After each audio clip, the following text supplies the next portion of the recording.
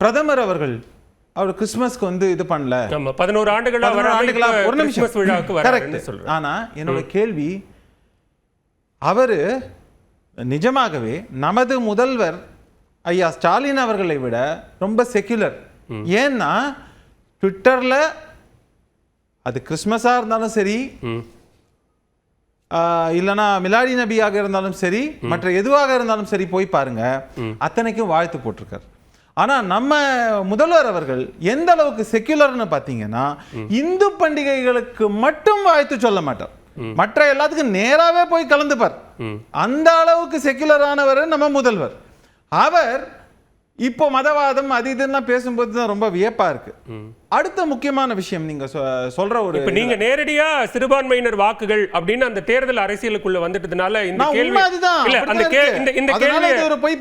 இந்த கேள்வியை தவிர்க்க முடியாது. இப்ப நீங்க சொன்ன தேர்தல் நடக்கும் அப்படின்னு சொன்னதுல சத்தீஸ்கரோ அல்லது டெல்லியோ அல்லது வேறு சில தாக்குதல் நடந்த மாநிலங்களோ இல்ல.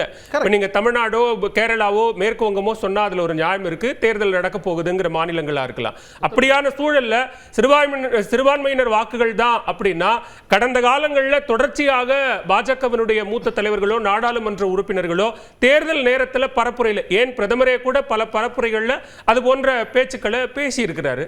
இல்ல, அந்தந்த மாநிலங்கள்ல பரப்புரைகள்ல நீங்க என்ன பேசுனாங்கன்னு நீங்க சொல்லலாம், அது கான்ட்ரோவர்ஷியல்னு நீங்க சொல்லலாம். ஆனா அப்படி இல்லாத சூழல் அங்க நடக்குதுன்னா அதையெல்லாம் இங்கே காட்டுவதற்கு, ஏன்னா இப்ப தமிழகம்னு எடுத்துக்கங்க, தமிழகம் அமைதி பூங்காவா இருக்குன்னு காட்டணும். அதே நேரத்தில் இங்க இருக்கக்கூடிய சிறுபான்மை மக்களுக்கு ஒரு பயத்தை காமிச்சு, பாருங்க இந்துத்துவ சக்திகள் இருக்காங்க, மதவாத சக்திகள், இந்த மாதிரி நரேட்டிவை கொண்டு போகணும். இப்படியெல்லாம் இருக்கும்போது அங்க யார் பண்ணாங்கன்னு நமக்கு தெரியாது.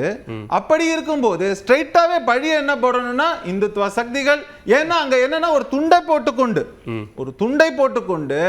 அங்க வந்து செய்யறவங்க அதே மாதிரி ஜெய் ஸ்ரீராம்னு ஒரு சத்தத்தை போட வச்சுட்டாங்கன்னா அது எல்லாமே முடிஞ்சு போச்சு. ஆட்டோமேட்டிக்கா என்ன சொல்லணும், இது வந்து இந்துத்துவா, பாஜக, RSS அப்படியே கோர்த்து கொண்டே போகிறது தான் இது. அதை வைத்து உருட்ட வேண்டியதுதான் எலெக்ஷன் வரைக்கும். இல்ல சார், இப்ப நீங்க அது சரியான வார்த்தையான்னு எனக்கு தெரியல, உருட்டுறது அப்படின்றது. பாஜக ஆளக்கூடிய உருட்டி கொண்டே போறது, நான் அப்படி எடுத்துக்கிறேன். பாஜக ஆளக்கூடிய மாநிலங்கள்ல இது மாதிரியான தாக்குதல் சம்பவங்களில் ஈடுபட்டவங்களை காவல்துறை கைது செய்யறாங்க, அவர்களினுடைய பின்புலங்கள் குறித்து விசாரிக்கிறாங்க. விஸ்வ இந்து பரிஷத் அல்லது பஜ்ரங் தள் போன்ற அமைப்புகளை சேர்ந்தவர்கள் அப்படின்னு சொன்னது காவல்துறை தான், மாறா எதிர்க்கட்சிகளோ அல்லது தாக்குதலுக்கு உள்ளானவர்களோ அல்ல. சரி, நல்ல கேள்வி. ஒரே நிமிஷம். இப்ப நீங்க சொன்னீங்கன்னா அங்கே இருக்கக்கூடிய ஆட்சியாளர்கள் நிஜமாகவே சார்புடையவர்களாக இருந்திருந்தா இந்த அரஸ்டே நடந்திருக்காதே.